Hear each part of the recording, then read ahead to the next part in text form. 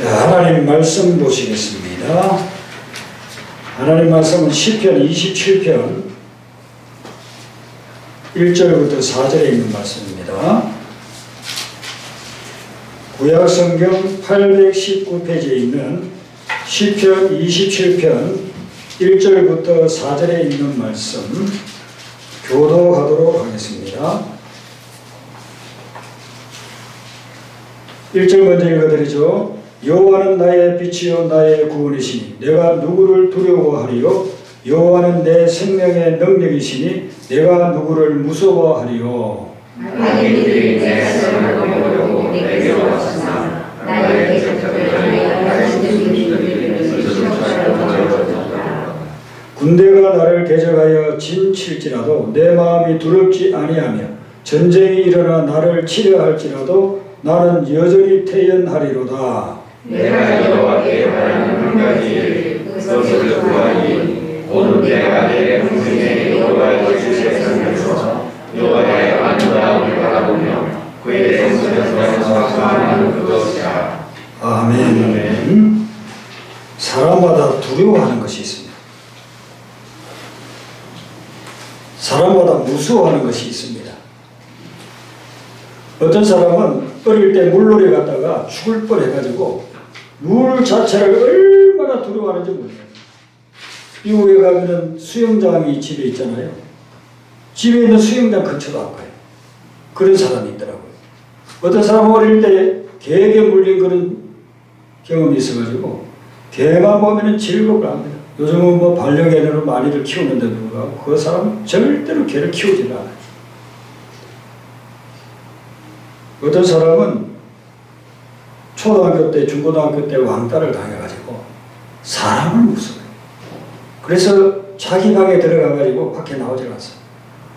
지금 그런 청년들이 우리나라에 20만 명이 넘는다고 합니다. 거의 30만 명에 가까운 청년들이 자기 방에 들어가가지고 나오질 않아요. 밥 먹고 화장실 갈 때만 나와요. 어린 시절 성장 과정에 받았던 사람으로 인한 상처 때문에 사람이 두려워서 그렇다는 것입니다. 여러분은 요즘 무엇이 두렵습니까? 여러분들 속에 어떤 두려운 것이 있습니까? 저는 동물의 왕국을 보면은 그 동물들의 삶이 우리 인생의 어떤 부분들을 많이 이렇게 암시해주고 있는 것을 보게 돼요. 동물들도 각자 두려운 게 있어요. 어느 동물을 두려워하는가? 자기를 잡아먹는 동물. 쥐는 고양이만 보면 도망갑니다. 고양이가 제일 무섭습니다. 양은 늑대가 제일 무섭습니다. 송아지는 사자가 오면 너무 무섭습니다. 다 자기를 잡아먹는 포식자예요. 그런데 포식자 중에서 최상위 포식자가 누구냐면 사람이에요.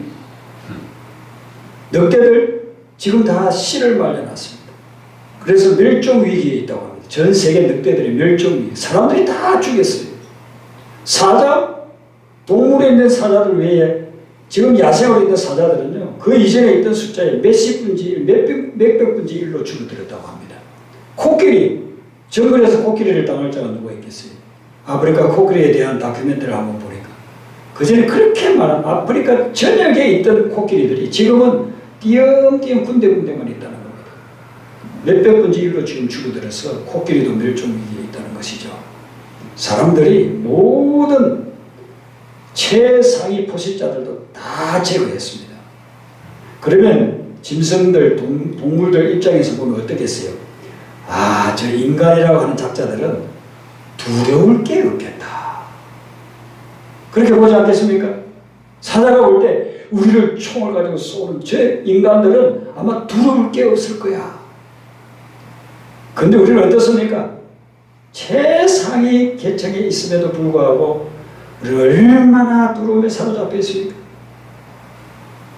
우리 자신을 보면 우리 마음속에 이 두려움이 꽉 차 있습니다. 어떤 청년이 저에게 종종 이렇게 전화를 걸어옵니다. 그래서 전화를 하면 이 청년이요 수시로 그럽니다. 목사님 무서워요.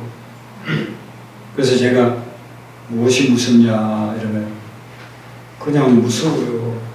무서우면 무서워할 실체가 있을 거 아니야. 도둑놈이 왔냐, 강도가 왔냐, 누가 너를 두들겨 패냐, 너를 잡아 죽이려고 하냐. 무서운 실체가 있을 거 아니냐. 무엇이 두렵냐면 그런 거 없는데 그냥 두려워요. 무서워요.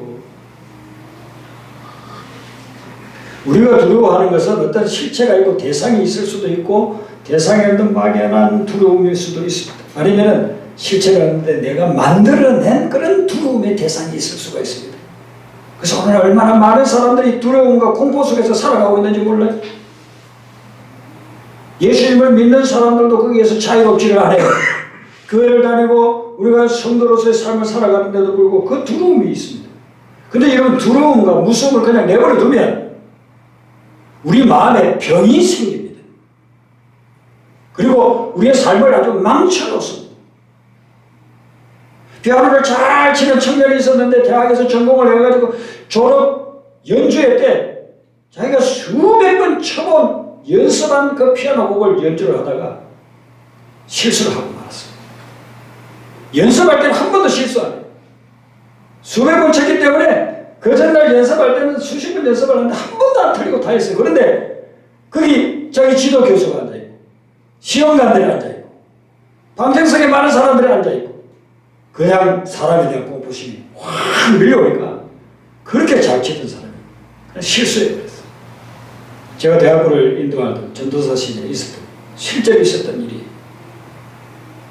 여러분 오늘 이 본문 말씀에 이 말씀을 기록하고 있는 분은 다윗입니다. 다윗은 믿음의 사람입니다.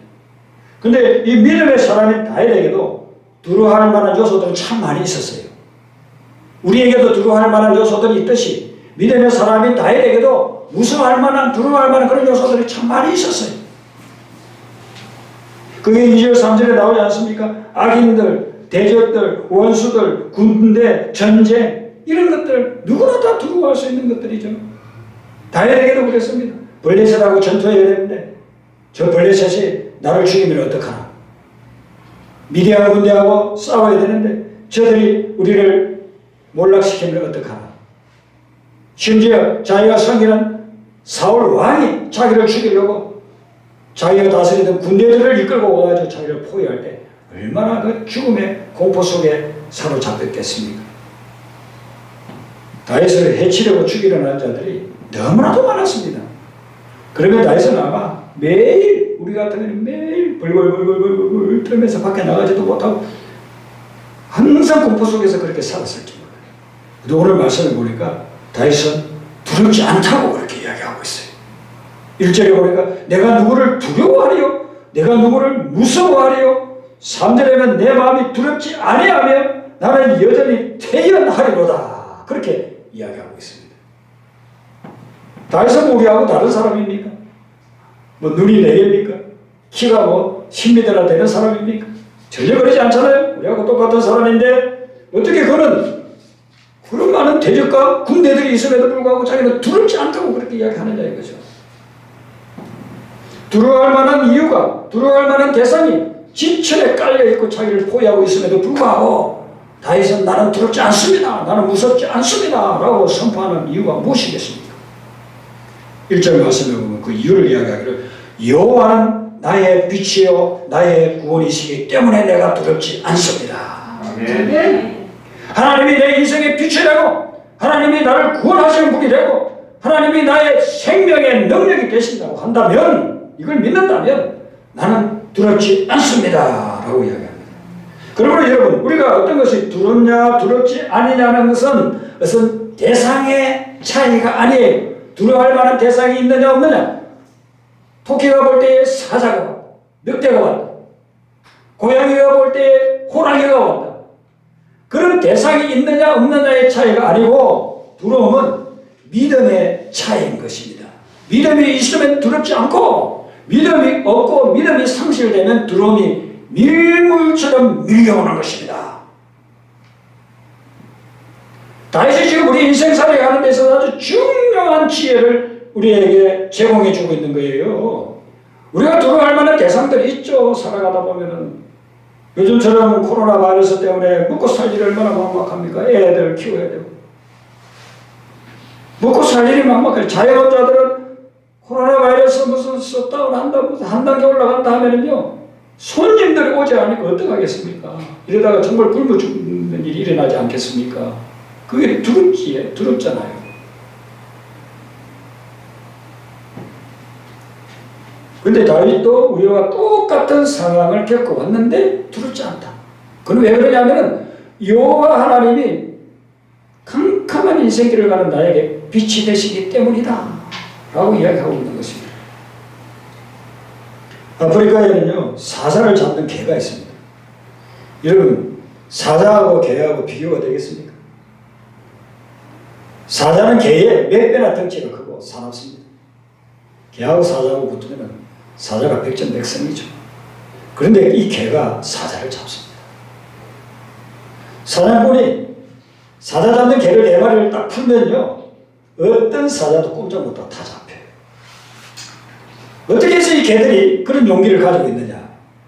사자가 모이면은요 쏜살같이 4마리가 달려가가지고 딱 사방으로 포위를 해서 계속 짖어냅니다. 그러면 사자가 자기를 공격하는 4마리를 보면서 어쩔 줄 몰라고 도망을 가요. 도망을 가서 코너에 모여들면 그러면 개 4마리가 딱 가다 놓고 그리고 사자를 향해서 계속 짖어대면 주인이 옵니다. 총을 가진 주인이 와요. 주인이 와가지고서는요 사자를 쏘는 거예요. 개들이 이걸 본 거예요. 처음에는 사자가 나타나면 도망을 갔는데 나중에는 주인이 총을 가지고 한 방만 쏘면 그 사자가 그냥 한 방에 쓰러지는 걸 봤어요. 믿는 구석이 있는 거예요. 그러니까 게임이 되지 않는데도 불구하고 자기 덩치에 몇 배나 되는 사자를 추격에 들어가서 나중에는 다 생포하게끔 만들어준다는 거죠. 성경에서 사단이 우는 사자와 같이 마귀가 우는 사자와 같이 우리를 쓰러뜨리려고 공격해 온다고 했습니다. 우리가 사탄을 어떻게 이겨요? 우리 맨몸으로 우리 맨손으로는 절대로 이길 수가 없어요. 그런데 하나님이 뒤에 버티고 계시면 능히 이겨내는 것입니다.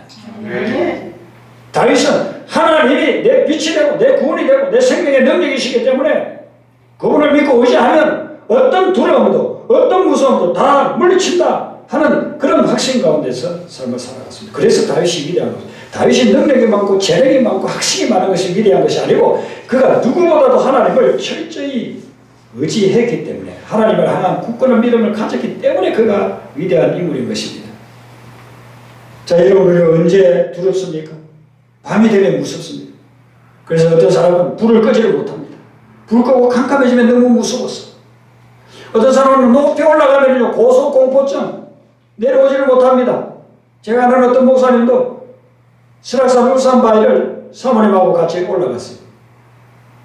올라갔는데 내려오지를 못합니다. 올라갈 때는 그냥 앞만 보고 하니까 올라갔는데 내려오려고 하니까요 다리가 떨려가지고 내려오죠. 그래가지고 사모님이 좀 몸집이 크신 분이에요. 그 목사님 업고서 내려왔다니까. 앞이 보이지 않고 절망 가운데 있으면 두렵습니다. 그래서 절망이라고 하는 것은 죽음에 이르는 병이라. 나를 해치려고 하는 자들 오면 두렵습니다. 그럴 때에 여러분들이 성경을 한번 보세요. 성경에서 어떻게 그런 두려움을 극복해 나가는가. 430년간 애굽에서 종살이하고 노예 생활했던 이스라엘 백성들 철저히 노예 근성에 사로잡혀 있었습니다. 자기를 지배하고 자기들에게 채찍을 가하는 애굽인들 늘 두려움과 공포의 대상이었습니다. 그들이 출애굽해가지고 도망을 나왔는데 이제는 자유를 얻었다 싶은데 얼마 지나면서 뒤를 보니까 애굽 군대가 출애굽해 옵니다. 당대 최강의 군대입니다. 애국 군대가 추요. 이제 다 죽었습니다. 이제 끝난 거예요. 두려움과 공포에 막 사로잡혀 있었습니다. 밤이 되었는데 이제는 진짜 죽었구나 하고 있는데 갑자기 빛이신 하나님이 불기둥으로 역사하는 겁니다. 이스라엘 백성과 애국 군대 사이에 엄청난 불기둥이 딱 차단시킵니다. 그러고서는 애국 군대가 한 발자국도 더 이상 전진하지 못하게끔 접근하지 못하게끔 막아버리는 겁니다. 이스라엘 백성들은요 손끝 하나 다치지 않았습니다. 그 하나님은 오늘도 역사하시는 분이십니다. 아멘. 빛이신 여호와 하나님이 오늘도 출애굽하여서 애국 군대에게 쫓기는 이스라엘 백성들을 불기둥으로 보호해 주셨듯이 오늘 이 시간에도 빛으로 여러분들을 보호해 주실 줄로 믿습니다. 그렇기 때문에 우리는 두려움을 없애야 된다는 것이죠. 초대 예루살렘 교회 성도들이 두려워했던 그 공포의 대상은 누구냐면 사울이라고 하는 청년이었습니다. 똑똑합니다. 많이 배웠습니다. 요즘 같으면요 인류대학 나오고 유학 갔다 오고 박사학위 해가지고. 그런데 성격 또한 굉장히 악랄합니다. 자기하고 의견이 다르고 자기 믿는 거하고 다른 사람들은요 다 핍박하고 죽이는 그런 사람이었습니다. 굉장히 악랄한 사람이죠. 그래서 초대 예루살렘 교회 성도들이 사울이 나타났다 하면요 다들 주력당했습니다. 다 도망가고 숨고 피했습니다. 이 사울이 다메섹에도 예수 믿는 사람들이 있다더라 하는 소문을 듣고 대제사장에게 허가증을 받아가지고 다메섹으로 달려가고 있었습니다. 그때 갑자기 대낮인데 태양보다도 해보다 더 밝은 빛이 사울을 비쳤습니다. 그 빛을 받는 순간 그는 앞을 보지 못하는 장님이 되어버리고 그리고 쓰러져서 일어나지를 못했어요. 쓰러져 있는데 음성이 들립니다. 사울아 사울아 네가 왜 나를 핍박하느냐. 주님 누구십니까? 나는 네가 핍박하는 예수다. 네가 다메섹으로 가서 아나니아라는 자를 만나서 그게 안수를 받으라. 그 다음에 내가 너를 갖다가 변화시켜서 복음을 전파하는 자로 사용하리라. 예루살렘 교회 성도들이 그렇게 두려워했던 사울이라는 존재를 빛이신 예수님이 나타나서 부활의 예수님이 나타나서 그를 꼬꾸라뜨리고 핍박자를 복음 전도자로 바꾸어 주셨다는 것입니다. 요한일서 1장 5절에서는 하나님은 빛이시라. 그에게는 어둠이 조금도 없으시다. 밤에 등불을 켜는 것보다도 이 전기불을 켜는 것보다도 지금 해가 들어오니까 얼마나 여기가 밝습니까? 그 태양도 하나님 만든 피조물에 불과한 것 아닙니까? 하나님은 빛 자체이신데 어둠이 조금도 없다는 것입니다. 그럼 우리 하나님이십니다. 요한복음 8장 12절에는 예수님이 말씀하시기를 나는 세상의 빛이니 나를 따르는 자는 어둠에 다니지 아니하고 생명의 빛을 얻으리라. 예수님이 빛이라는 것은 빛으로 오셨고 예수님을 따르면 여러분들도 빛이 된다는 것입니다. 그렇기 때문에 내 영혼에 내 마음속에 밀려오는 그 어둠의 두려움, 공포는 내 속에 있는 빛으로 말미암아 다 물러간다는 것입니다. 그러니까 빛이신 예수님을 바라보시고 빛이신 예수님을 마음속에 모시고 살면 여러분들을 엄몰에 오르고 있는 엄습하는 그런 모든 두려움과 공포를 다 물리칠 수가 있다는 것입니다. 마태복음 5장에서 예수님은 너희는 세상의 빛이라고 그렇게 이야기했습니다. 우리가 빛이신 예수님을 따라갔더니만 이제 우리도 빛이 됐어요. 우리가 빛이 됐어요. 그래서 우리 속에 있는 어둠의 세력을 물리칠 수 있다라고 이야기를 하고 있습니다. 자, 빛이신 하나님이 우리를 어떻게 빛으로 인도를 할까요? 첫 번째는요, 말씀의 빛으로 우리를 인도하십니다. 그래서 여러분들이 말씀 속으로 들어가면 두려움과 공포를 이기는 길들이 거기에 기다리고 있습니다. 말씀을 여러분들이 대하면 그 말씀이 여러분들이 지금 가지고 있는 어떤 두려움과 공포, 무서움도 다 물리칠 수 있게끔 우리에게 지혜를 주십니다. 영국의 옥스퍼드 대학이 있죠? 세계 최고의 대학, 옥스퍼드 대학. 이 옥스퍼드 대학은 언제 세워졌느냐 하면은 1096년에 세워졌습니다. 지금 1000년이 다 돼요. 1000년이. 그러니까 한 76년 지나면 10,000년이 됩니다. 영어를 사용하는 나라에서는 최초의 대학입니다. 옥스퍼드 대학. 옥스퍼드 대학의 출신들이 얼마나 대단한 사람들이 많으냐 하면 영국의 수상 중에 28명이 다 옥스퍼드 출신. 대단하죠? 거의 90몇 프로가 다 옥스퍼드 출신. 그리고 이 옥스퍼드 출신들 가운데서 노벨상을 받은 사람이 작년까지 통계로 72명이나 됩니다.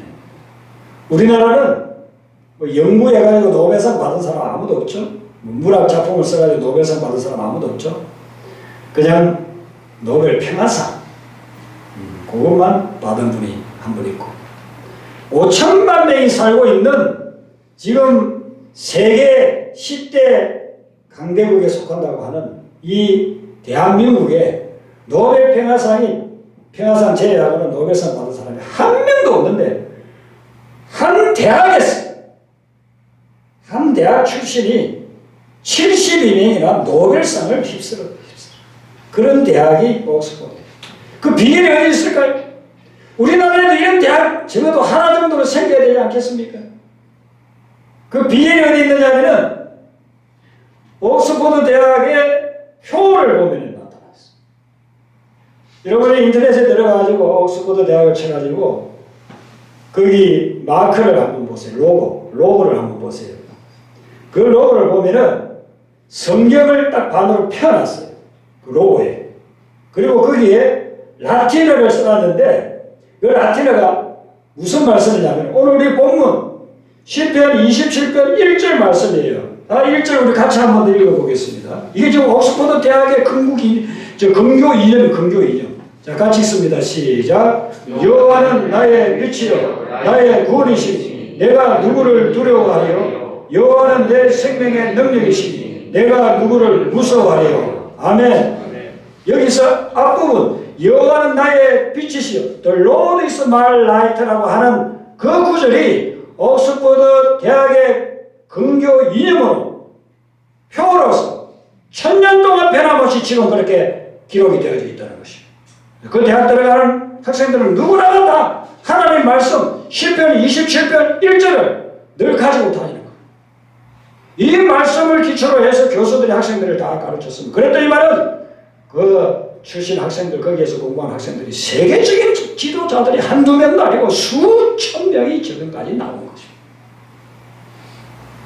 우리 한국도 이런 지도자들을 키워내려고 하면 하나님 말씀을 표로 삼아야 돼요. 아멘. 말씀이 우리를 빛으로 인도를 해주는 것입니다.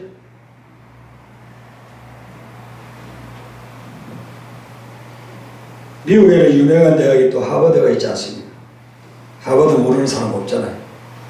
하버드 대학은 지금으로부터 한 400년 전에 세워졌습니다. 1636년에 세워졌는데 이 하버드 대학 또 로고를 보면은요 거기에는 단어 한 단어가 나와요.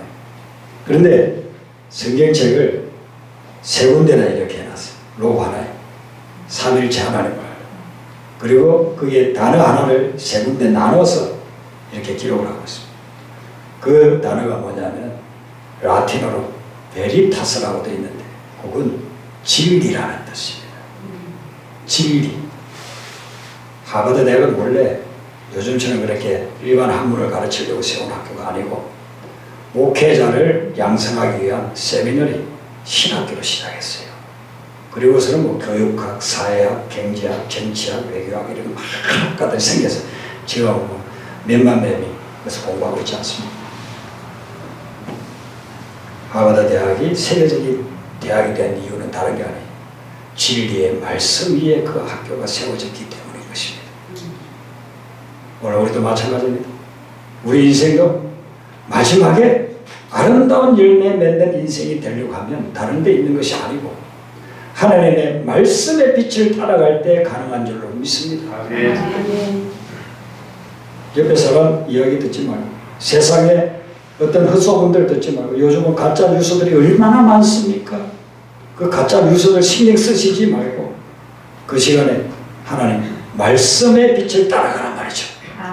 하나님의 말씀의 빛을 따라가면 우리 인생에 놀라운 역사가 일어납니다. 두려움 없어지고 무서움 사라지고 공포 사라지고 하나님이 주시는 희망과 소망이 생기며 능력이 나타나는 거예요. 아멘. 오늘 우리 본문 말씀에 보니까 여호와는 내 생명의 능력이라고 하지 않습니까? 하나님이 내 생명의 능력이라. 빛이신 여호와 하나님을 따라가면 내 삶의 생명의 역사가 일어난다는 겁니다. 아멘. 또 한 가지 우리가 하나님의 빛을 따라서 인도함을 받으려고 하면은 성령의 조명을 받아야 됩니다. 성령의 조명. 조명이라고 하는 말은 신학적인 용어로 쓰는데 실제로는 우리가 일반적으로 많이 알고 있죠. 일산에도 저기 가면 조명 기구 파는 데들이 있잖아요. 이것이 조명은 우리가 잘 알아요. 근데 성령의 조명, 성령이 우리에게 밝혀 보여준다는 거예요. 그게 조명이에요. 성경을 읽어도 이해가 안 돼요. 근데 어느 날 그 말씀이 막 이해가 되는 거예요. 하나님 말씀이 뭐 입에 꿀 같다고 했는데 무슨 뭐 말씀이 꿀 같을까 했는데 어느 날 성경을 읽다 보니까 정말 말씀이 꿀보다 덜 달아요. 아침에 보고 또 저녁에 보고 점심 때 보고 계속 보고 싶어지는 거예요. 그리고 그 말씀 속에서 막 인생의 새로운 계획이 드러나게 되고 그 말씀 속에서 확신이 생기고 비전이 생기고 막 사명이 생기는 거예요. 성경이 조명해 주기 때문에 그런 것입니다. 제가 지금 여러분들에게 설교를 해도요, 어떤 사람은 아이고 무슨 소리를 하는지 모르겠다. 아이고 그 고함을 치르면서 이야기를 하는데 무슨 말을 하는지 모르겠다. 그런 분이 있을 수 있어요. 그런데 어떤 분은 그냥 그 말씀을 들으면서 어떻게 목사님이 나를 다 알고 있는 것 같아. 누가 일러 바쳤나 어제 저녁에? 어떻게 말씀을 전부 다 나 들으라고 하는 말씀이지? 또 그런 분들이 있어요.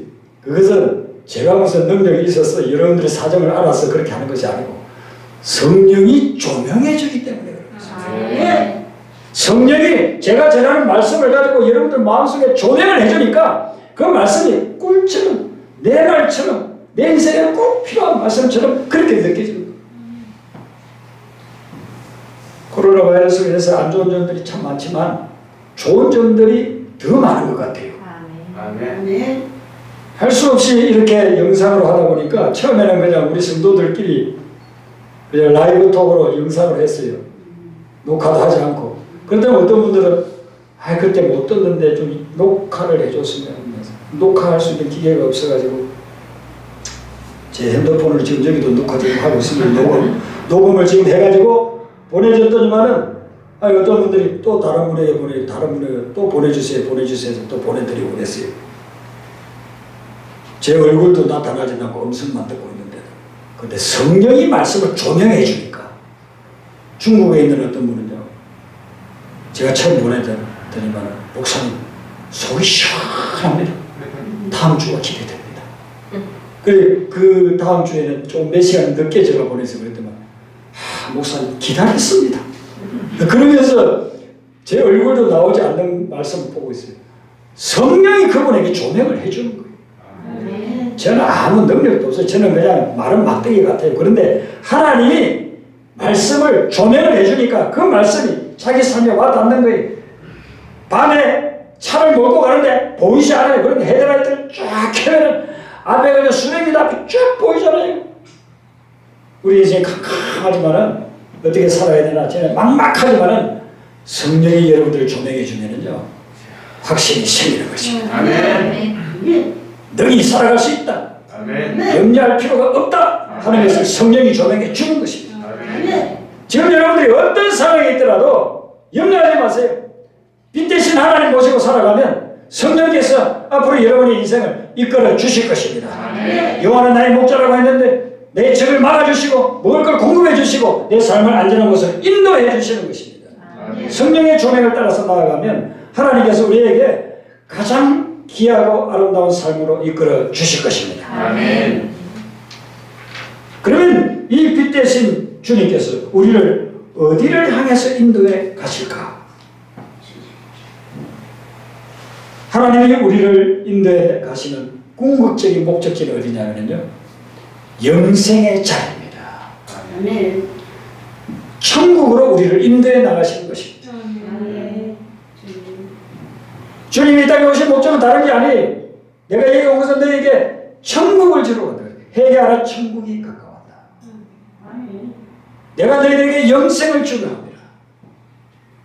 우리 주님이 빛으로 오셔가지고 우리를 인도해 나가는데 우리가 주님을 믿고 그분을 따라가려면 우리는 영생으로 들어가는 것입니다. 근데 그 영생이라고 하는 것은 사람들이 대부분 어떻게 생각하느냐면 내가 죽고 난 후에 가는 것이 영생이나 천국이라 이렇게 생각하는 사람들이 많아요. 교회를 수십 년을 다녀도 죽고 나면 나는 천국 가야죠. 나는 죽고 나면 천국 가리라 믿습니다. 여러분, 예수님은 뭐라고 말씀하셨습니까? 영생이나 천국은 죽고 나서만 가는 것이 아니에요.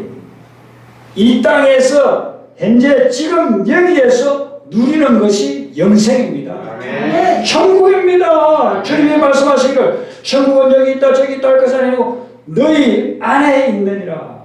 아멘. 지금 여러분들 마음속에 천국이 있는 줄로 믿습니다. 아멘. 여러분, 두려움, 두려움이 많은데 그 두려움 중에 두려움이 뭘까요? 무서움 중에 무서움이 뭘까요? 그것은 죽음입니다. 죽음. 모든 두려움보다도 더 무서운 게 죽음의 공포예요. 죽음 외에 다른 두려움은요, 여러분들이 그래도 목숨은 살아있으면서 하는 두려움이에요.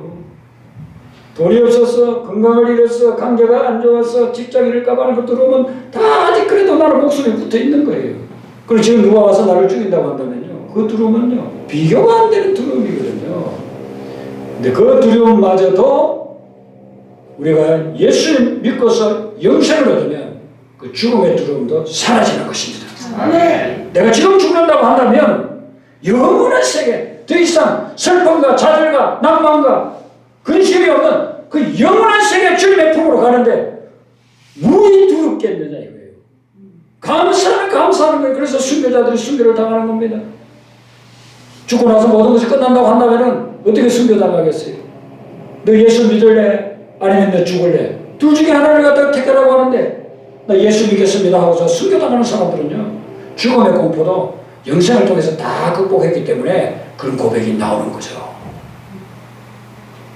예수를 믿는 여러분들에게, 주님을 믿는 여러분들에게는 하나님이 영생을 주셨고 천국을 이미 주셨습니다. 아멘. 그러므로 그걸 붙잡으시고 세상의 어떤 두려움도 공포도 극복해 나가게 되시길 바랍니다. 아멘. 저희 장인어른은 평생 예수를 믿지 않아요. 교회 간 적이 없어요. 근데 저희 집사람이 교회를 아주 하나님의 강건적인 역사로 통해서 교회를 나가게 됐어요. 주변에 천주교 다니는 아주머니가 있었는데 그때는 철학기도가 많았잖아요. 그 천주교 다니는 분이 개신교 감리교에 철학기도를 가자고 한 거예요. 그래서 철학기도를 따라가서 그 철학기도에서 은혜를 받고 아주 그날 밤샘을 하면서 엄청난 은혜를 받고 울며 불며 그냥 옷이 그냥 다 흥건히 젖을 정도. 그렇게 이제 은혜를 받고 와서 그 다음 날부터 이제 그때 보통 금요일날 저녁에 철학기도 하니까 토요일, 주일날부터 교회를 가. 근데 어떤 교회 갔는데 거기는 좀 이상한 교회라 방언을 하니까 머리를 때려가지고 그거 못 가고 옆에 다른 데 있는 감리교회를 갔어요. 거기는 아주 목사님이 옛날에 영화 촬영 기사였어요. 근데 이분이 예수 믿고 배라돼가지고 목회를 늦게 하신 분이라. 근데 이분이 굉장히 뜨거운 분이에요. 그러니까 막 새벽에도 저녁에도 방언을 기도하고 그렇게 하는데 거기 가가지고 신앙생활하면서 막 은혜를 받았어요. 그분이 아버지 교회 갑시다 한마디도 안 했는데 혼자서 교회만 다니면서 몇 달 동안 다니는 걸 가만히 보고 있다가 어느 날 일요일 날 아침에 야, 네 앞에 서라. 네가 믿는 예수 내가 오늘부터 믿을란다. 그러면서 따라오시더라는 거예요. 그날부터 예수님을 믿는데 이분이 정말 진심으로 예수님을 믿는 거예요. 그러다가 이제 위암이 걸려가지고 돌아가시게 됐어요. 돌아가시기 얼마 전에 저희들이 가가지고 가정 예배를 드리면요 찬송을 부르잖아요. 위암이 얼마나 고통스럽습니까? 죽음의 공포가 얼마나 심하겠습니까? 그런데 이분이 예수님을 진짜로 만난 거예요. 저희들이 찬양을 부르면요 손을 들고 할렐루야 할렐루야 누워서 지금 언제 돌아가실지 모르는 분이 얼굴에 그냥 천사같이 바뀌어가지고 그렇게 찬양하다가 주님 품에 안겼어요. 우리 예수님을 10년, 20년, 50년, 60년 믿은 분이 아니에요. 예수님을 믿고 얼마 안 돼서 돌아가셨는데 영생을 누리고 천국을 누리니까 죽음의 두려움도 극복하시더라. 그래서 그 장례를 통해서 얼마나 은혜를 받았는지 몰라요. 여러분들이 빛되신 주님만을 바라고 그 주님만을 붙잡고 살아가시므로 세상의 어떤 두려움과 공포도 극복하고 날마다 삶 속에서 천국과 영생을 누리기 바랍니다.